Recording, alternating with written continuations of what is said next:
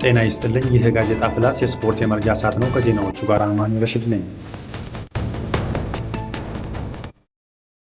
በመጀመሪያ አርዕስቶቹን አሰማችኋለሁ።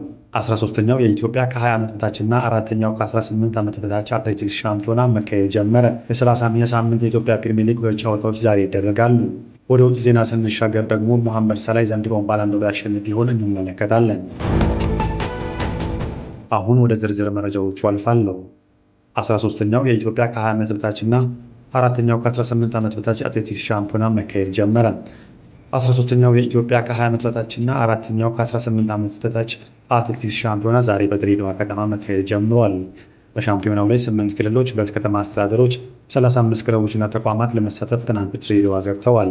ለ7 ተከታታይ ቀናት በድሬዳዋ ስቴዲየም የሚካሄደው አትሌቲክስ ሻምፒዮና ዋና ዓላማው በናይጄሪያ ለሚደረገው የአፍሪካ የወጣቶች አትሌቲክስ ውድድር ላይ ኢትዮጵያን የሚወክሉ አትሌቶችን መምረጥና የውድድር ዕድል ለመስጠት እንደሆነ ተነግሯል።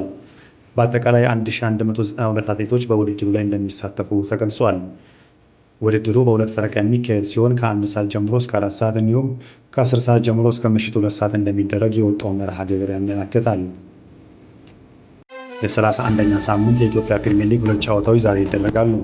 የ31ኛ ሳምንት የኢትዮጵያ ፕሪሚየር ሊግ መርሃ ግብር ዛሬ 9 ሰዓት ላይ መቀሌ ሰባ እንደርታ ከሶል ሽሬ ሲገናኙ፣ ምሽት 12 ሰዓት ላይ ሐዋሳ ከተማ ከፋሲል ከነማ ጋር ጨዋታቸውን ያደርጋሉ። በአዳማ ሳይንስና ቴክኖሎጂ ዩኒቨርሲቲ ስቴዲየም በሚደረገው በዚህ ጨዋታ ፋሲል ከነማ ወይንም ሐዋሳ ከተማ የሚያሸንፉ ከሆነ በፕሪሚየር ሊጉ ያላቸውን ደረጃ በእጅጉ ያሻሽላሉ።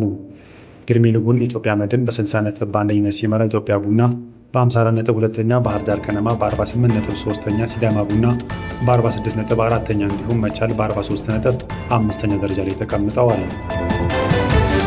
ወደ ውጭ ዜና ስንሻገር ደግሞ ሙሐመድ ሰላህ የዘንድሮውን ባላንዶር ያሸንፍ ይሆን? በፈረንጆቹ 2025 የውድድር ዘመን ስኬታማ ውጤት ያስመዘገቡና ልዩ ተሰጥኦ ላሳዩ የእግር ኳስ ተጫዋቾች፣ አሰልጣኞች እንዲሁም ክለቦች በየዓመቱ የባላንዶር ሽልማት ይሰጣል። ዘንድሮ ለ69ኛ ጊዜ በሚካሄደው የባላንዶር ሽልማት ስነ ስርዓት ላይ በሁለቱም ጾታ በ9 ዘርፎች ሽልማቶች ይበረከታሉ። ግብፃዊው የግብ አዳኝ ሙሐመድ ሰላህ በያዝነው የውድድር ዓመት ሊቨርፑል በፕሪሚየር ሊጉ 29 ጎሎችን በማስቆጠር የወርቅ ጫማ አሸናፊ ሆኗል። 18 ለግብ የሚሆኑ ኳሶችን አመቻችቶ በማቀበልም አንደኛ ደረጃን ይዞ አጠናቋል። በአንድ የውድድር ዓመት በእንግሊዝ ፕሪሚየር ሊግ ላይ 47 ጎሎች ላይ ተሳትፎ በማድረግ በአለን ሻየር እና አንድሪው ኮል ተይዞ የነበረውን ሪከርድ ተጋርተዋል። የባላንዶር አሸናፊ ለመሆን የተጫዋቹ የግል ብቃት፣ ቆራጥነት፣ ተጽዕኖ ፈጣሪነት፣ አጠቃላይ ስኬት፣ ዋንጫዎችን ማንሳት፣ ስፖርታዊ ጨዋነትና ፍትሃዊ ጨዋታ መስፈርቶቹ ናቸው።